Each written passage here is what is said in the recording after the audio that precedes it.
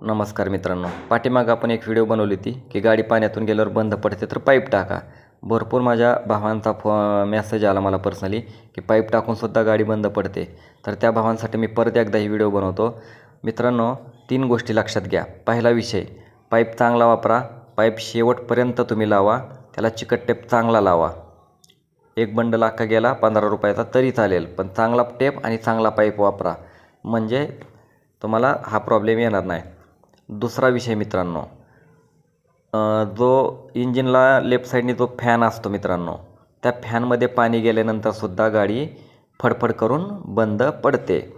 आणि मित्रांनो, एक काळजी घ्यायची, कधी पण जर पाणी लागलं तर लय गाडी पाण्यातून ताणायची नाही, कारण पाण्यात जर खड्डे आले तर आपल्याच गाडीला प्रॉब्लेम येऊ शकतो. लेफ्ट साईडच्या चाकाने जेव्हा पाणी उडतं तेव्हा ते पाणी सरळ फॅनमध्ये जातं आणि गाडी बंद पडते.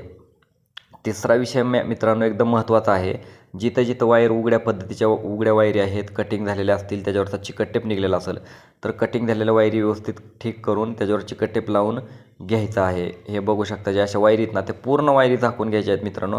ह्याच्याने काय होतं, गाडी तर बंद पडतच नाही, पण गाडीच्या वायरी जर शॉर्ट झाल्या तर गाडीची वायरिंग जळण्यापासून तुम्ही वाचू शकता. मित्रांनो, एवढं करा.